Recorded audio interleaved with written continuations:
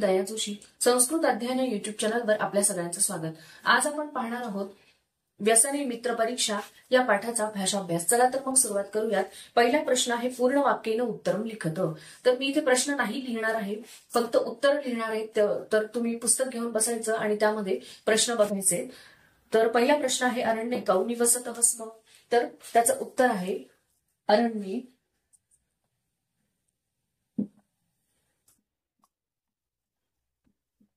मृगकाकौ निवसतः स्म. त्यानंतर पुढचा प्रश्न जो आहे तो आहे काकः किम उपादिशत. तर त्याचं उत्तर असं आहे काकः उपादिशत अकस्मात आगंतुनासह मित्रता न युक्ता. अकस्मात उत्तर असं येईल बघा. काकः उपादिशत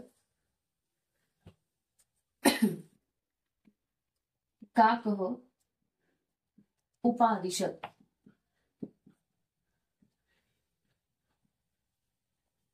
अकस्मादागंतुनासह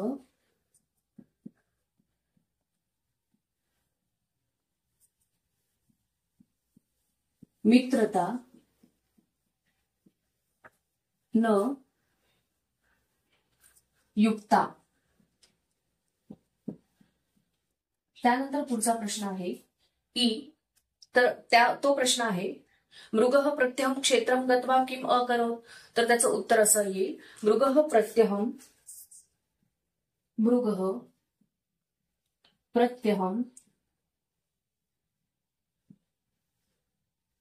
क्षेत्रं गत्वा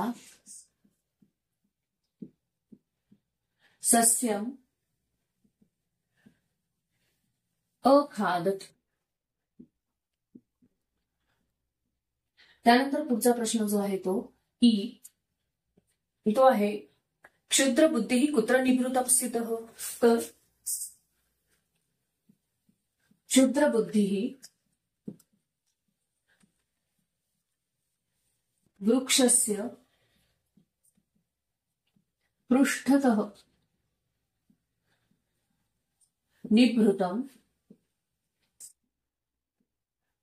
स्थितः. त्यानंतर शेवटचा प्रश्न जो आहे तो आहे उ. शृगालः केन हतः. त्याचं उत्तर असे येईल बघा क्षेत्रपतीना क्षिप्तेन.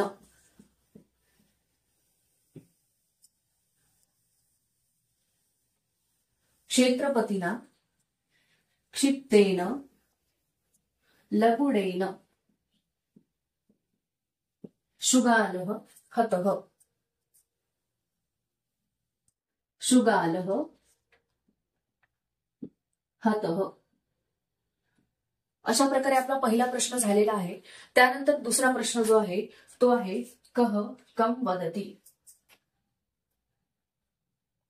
कः कम वदति या प्रश्नामध्ये कः म्हणजे कोण आणि कम म्हणजे कोणाला, वदती म्हणजे म्हणतो. कोण कोणाला म्हणतो. तर आपण ज्या वेळेला कोण म्हटलं तर हे प्रथमा विभक्तीमध्ये आणि कोणाला म्हटलं हे द्वितीया विभक्तीमध्ये लिहिणार आहोत. तर बघा वनेस्मिन् एकं सस्यपूर्णं क्षेत्रम अस्ति. तर हे कोण कोणाला म्हणालं तर शृगालः मृगं वदति.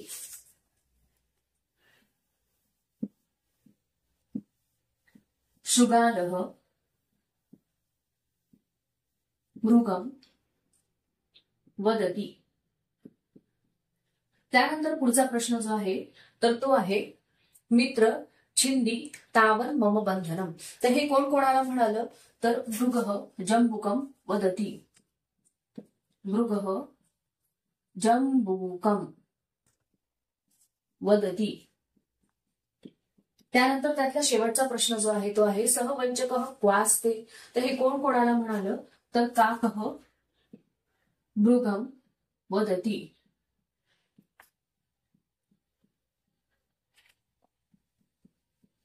मृगं वदति. त्यानंतर हा प्रश्न झालेला आहे. पुढचा प्रश्न जो आहे तो आहे प्रश्न तिसरा प्रश्न निर्माणं कुरुत.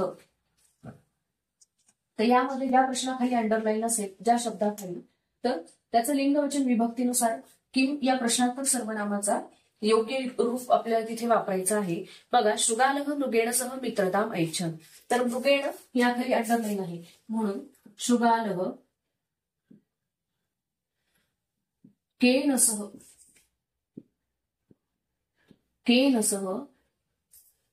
मित्रताम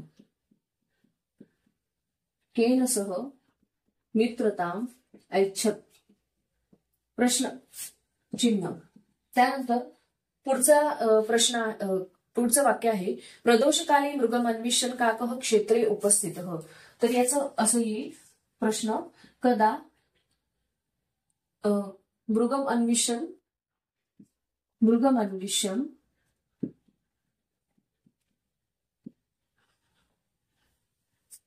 काकः क्षेत्रे उपस्थितः.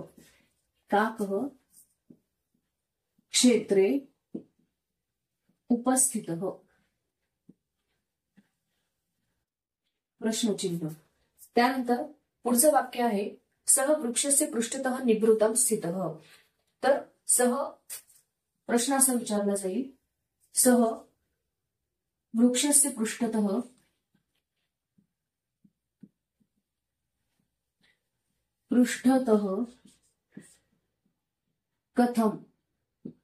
कथम स्थितः.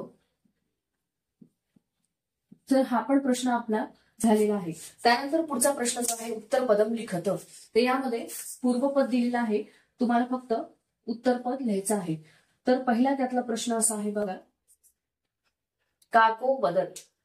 तर पूर्वपद दिलेलं आहे, उत्तरपद असं येईल काकः अवदत. त्यानंतर मृगेणोक्तम, मृगेण उक्तम. त्यानंतर शेवटचं जे आहे जम्बूकोयम, तर जम्बुकः अयम. त्यानंतरचा प्रश्न आहे पाचवा, पूर्वपदम लिखत. तर यामध्ये आपल्याला पूर्वपद लिहायचं आहे. त्यामधला पहिला प्रश्न जो आहे तो आहे बघा, मृगो ब्रवीत. तर मृगः अब्रवीत, मृगो ब्रवीत, मृगः अब्रवीत. त्यानंतर वातेन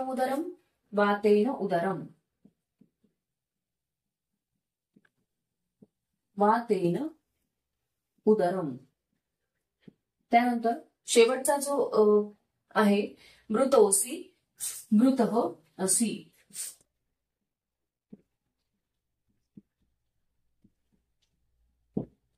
बघा, हा पाचवा प्रश्न पण आपला झालेला आहे.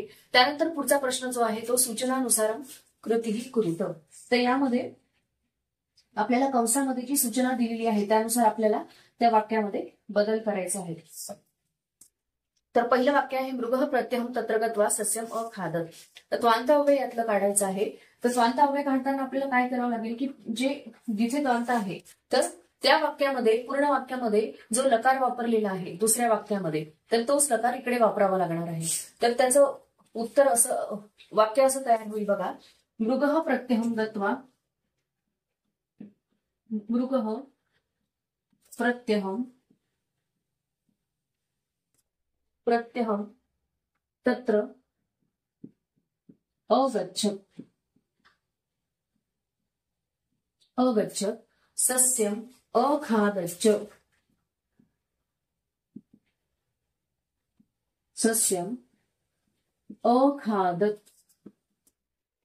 दुसऱ्या वाक्यामध्ये लंबलकार असल्यामुळे पहिल्या वाक्यात सुद्धा आपल्याला गत्वाच्या जागी तिथे जे त्वांत अव्यय काढायचं तिथे आपल्याला लंबलकारच वापरावा लागणार आहे. त्यानंतर मित्र छिंदी तावन मम बंधनम लकारम लिखत. कोणता लकार आहे यामध्ये? छिंदी हे वाक्य, हे क्रियापद, ते आहे लोट लकार. लोट लकाराचं हे क्रियापद आहे. त्यानंतर पुढचा प्रश्न जो आहे तर तो आहे वयम आनंदेने एकत्र निवसामः. तर इथे लट लकार स्थाने लंग लकारम योजयतो. तर निवसामः हे जे क्रियापद आहे तर इथे आपल्याला लंग लकार वापरायचा आहे. वयम आनंदेन एकत्र, लट लकाराच्या जागी. तर आता इथे आपल्याला परिवर्तन करताना कसं होईल? नी अवसा, अवसाम असं होईल ना. तर मग इथे नी मध्ये जो ई आहे, तर या ईचं ई नंतर इथे अ आहे, हा ई आणि अ, आणि त्यामुळे यामध्ये संधी अ आणि ई असलं तर त्यामध्ये कोणता संधी होतो? याचा ए होतो, गुण होतो इथे. परंतु इथे मात्र विपरिस्थिती आहे, त्यामुळे इथे नी असल्यामुळे, इथे अ असल्यामुळे इथे काय होणार? या इकाराचं यकारामध्ये परिवर्तन होणार आणि म्हणून क्रियापद कसं तयार होणार? न्यवसाम. हे पण लक्षात घेणं आवश्यक आहे की इथे नीचं न्यवसाम कसं काय झालेलं आहे. त्यानंतर बघा, त्वम पादान स्तब्धीकृत्य तिष्ठ त्वम स्थाने भवान योजयत. आता इथे आपण भवान वापरणार, तर इथे काय होणार? आपल्याला प्रथम पुरुषाचं क्रियापद वापरावं लागणार. भवान पादान स्तब्धीकृत्य, पादान स्तब्धीकृत्य कृत्य. भवान सोबत प्रथम पुरुषाचा उपयोग होणार, म्हणून काय येईल? तिष्ठतु. भवान पादान स्तब्धीकृत्य तिष्ठतु. त्यानंतर पुढचा प्रश्न जो आहे तो आहे भवानपि अपरिचित एव आसीत भवान स्थाने तौम योजयत. तर आता आपल्याला जेव्हा तौम वापरायचं, म्हणजेच मध्यम पुरुषाचं ज्या वेळेला आपल्याला सर्वनाम वापरायचं आहे मध्यम पुरुषवाची, त्यावेळेला त्याच्यासोबत क्रियापद सुद्धा आपल्याला मध्यम पुरुषाचंच वापरावं लागणार. म्हणून कसं होईल वाक्य? त्वमपि अपरिचित एव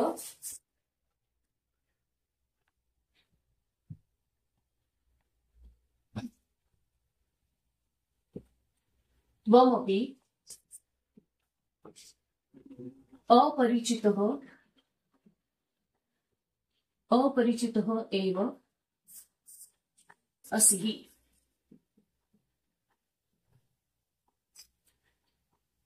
अपरिचित एव असिहि. त्यानंतर बघा, त्वम सत्वरम पलायिष्यसे त्वम स्थाने भवान योजयत. तर आता पुन्हा इथे त्वमच्या जागी आपल्याला भवान वापरायचं आहे, म्हणून भवान सत्वरम पलायिष्यते. काय येईल? त्वम सत्वरम. हा प्रश्न आहे. त्वम सत्वरम पलायिष्यते, पलायिष्यसे. सॉरी, त्वम स्थाने भवान वापरायचे आपल्याला, म्हणून इथं असं येईल भवान, भवान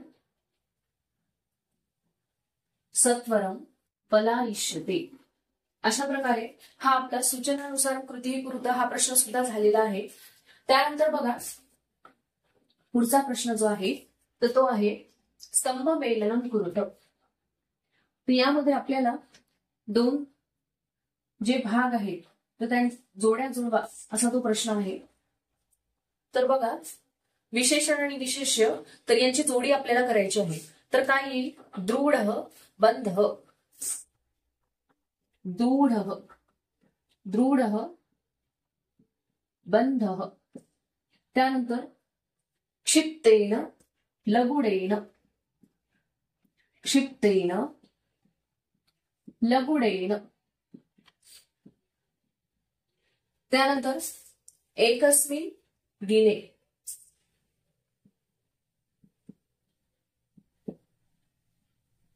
एकस्मिन दिने. त्यानंतर लगुड हस्त क्षेत्रपती, लगुड हस्त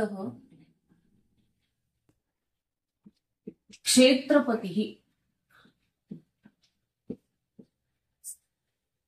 त्यानंतर पुढचा जो प्रश्न आहे 8वा प्रश्न, जाल रेखाचित्रम पूरयित. तर यामध्ये ज्या त्या कथेमध्ये जी कॅरेक्टर्स आहेत तर त्यांची नावं आपल्याला लिहायची आहेत बघा. तर त्यामध्ये बघा अरण्यम, तर अरण्याचं नाव काय होतं? चंपकम, चंपकम,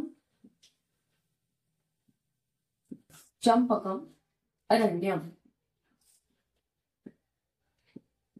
त्यानंतर शृगाल, शृगालाचं नाव काय होतं? क्षुद्रबुद्धी, क्षुद्र बुद्धी शृगालः.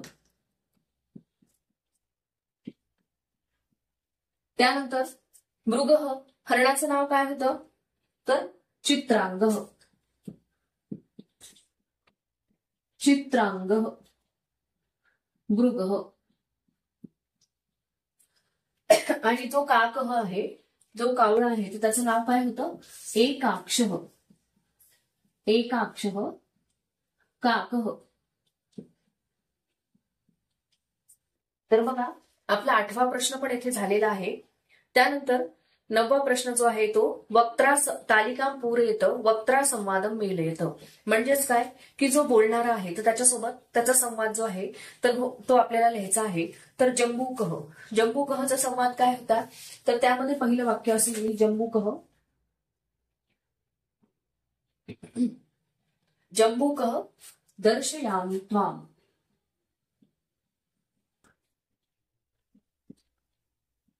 चार वाक्य तिथे दिलेली आहे. तर त्यातली 2 वाक्य या कोल्ह्याची आणि 2 वाक्य जी आहेत तर ती आहे हरणाची. तर त्यातलं पहिलं जे वाक्य आहे तर ते दर्शयामि त्वाम हे जंबूकः याचं येईल. त्यानंतर जंबूकः अजून त्याचं पुढचं वाक्य आहे द्रूढोऽयम्. द्रूढोऽयम् बंधः. अशा प्रकारे. त्यानंतर मृगः, हरणाचं वाक्य काय येईल. हरणाची वाक्य आहे त्रायस्व माम्. त्याची वाक्य आहे त्रायस्व माम् आणि छिंधी तावन् मम बंधनम. छिंधी तावन् मम बंधनम.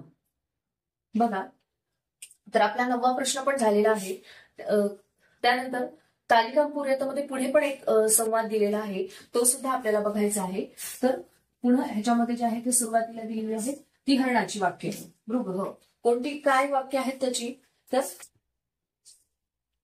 मृगः अलम विवादेन. अलम विवादेन आणि अस्मत् सख्यम इच्छति. अस्मत् सख्यम इच्छति. त्यानंतर काकः, कावळ्याची वाक्य काय आहे को अयम द्वितीयः आणि एवमस्तु. कोयम कोयम द्वितीयः आणि एवमस्तु.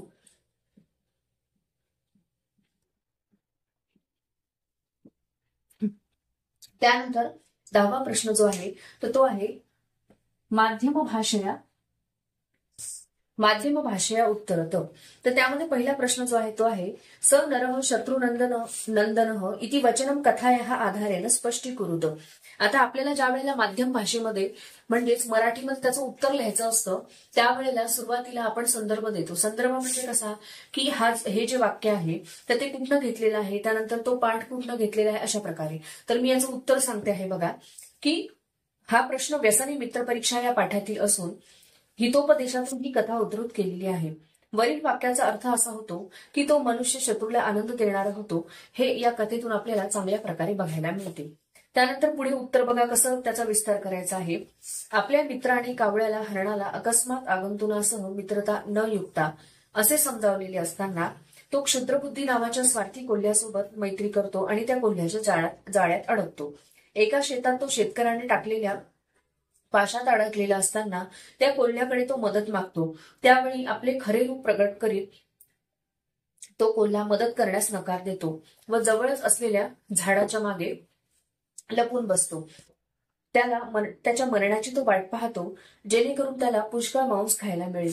परंतु त्याच क्षणी हरणाचा मित्र कावळा तिथे येतो व तो त्याच्या त्या स्थितीबद्दल त्याला विचारणा करतो. हरणी मित्राचं न ऐकल्यामुळे ही स्थिती त्याच्यावर ओढवल्याची कबुली देतो आणि त्यावर म्हणतो की जो हित न बघणाऱ्या मित्राचं बोलणं ऐकत नाही तर तो संकटात सापडतो आणि तो त्याच्या शत्रूलाही आनंददायक होतो. सध्या जी हरणाची स्थिती झालेली असते ती अशाच प्रकारची असते आणि म्हणूनच असं म्हटलेलं आहे की मित्राचं न ऐकणारा हा शत्रूला आनंद देणारा ठरतो.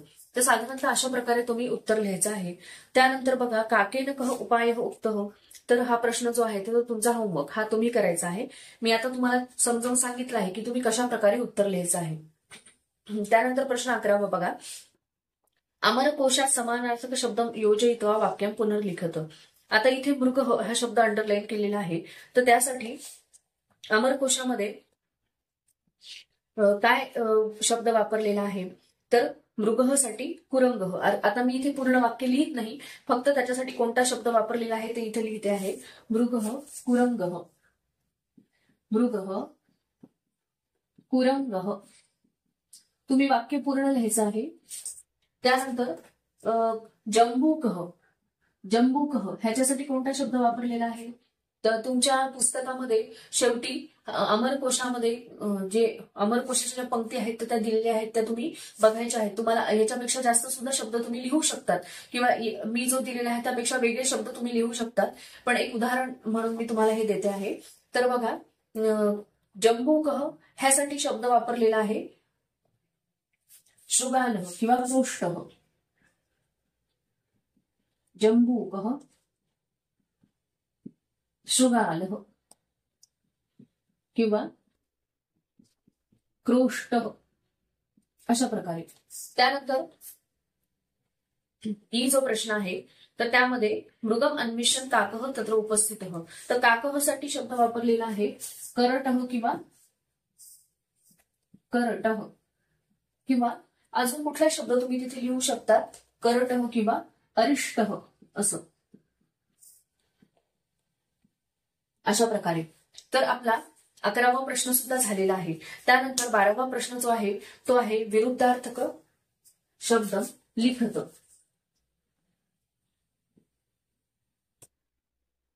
तर यामध्ये दृढ, दृढ याचा विरुद्धार्थी शब्द येईल. प्रश्न 12वा जो आहे त्यातला दृढ याचा विरुद्धार्थी शब्द येईल शिथिल. त्यानंतर पुढचा शब्द जो आहे तो आहे मैत्री. मैत्रीचा विरुद्धार्थी काय येईल, शत्रुता. त्यानंतर पुढचा आहे बद्ध, अबद्ध किंवा मुक्त असं सुद्धा तुम्ही तिथे लिहू शकता. त्यानंतर प्रभूतम, प्रभूतम त्याचा विरुद्धार्थी होईल अल्पम. प्रभूतम म्हणजे पुष्कळ आणि अल्पम म्हणजे कमी. तर अशा प्रकारे आपला 12वा सुद्धा प्रश्न झालेला आहे. त्यानंतर या पाठामध्ये पुढे उपक्रम दिलेला आहे बघा. पाठात उपपद विभक्ती युक्तानी वाक्यानी चित्वा लिखत. तर उपपद विभक्ती जी आहे तर ते तुम्ही 9वीला शिकलेला आहात. उपपद विभक्ती म्हणजे काय, तर ती वाक्य जी आहेत ती शोधायची आणि लिहायची आहेत. साधारणतः अशा प्रकारे आहेत बघा. वयम सर्वे आनंदेन एकत्र निवसामः असं त्यात एक वाक्य आपण सांगू शकतो उपपद विभक्तीचं. बघा, वयम सर्वे, वयम सर्वे एकत्र, वयम सर्वे आनंदेन, आनंदेन एकत्र निवसामः. अशा प्रकारची बरीच वाक्य आहेत ती तुम्ही शोधायची आहेत. हा काय आहे, उपपद विभक्ती. उपपद विभक्ती उपक्रम आपण बघत आहोत तर यामध्ये उपपद विभक्तीचं हे वाक्य आहे. त्यानंतर अजून एखादं वाक्य बघा की अथ प्रभाते, अथ प्रभाते,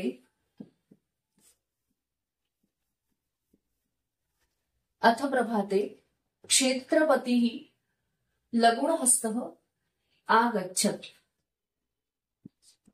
क्षेत्रपती लघुड, लघुणहस्तः आगच्छत्.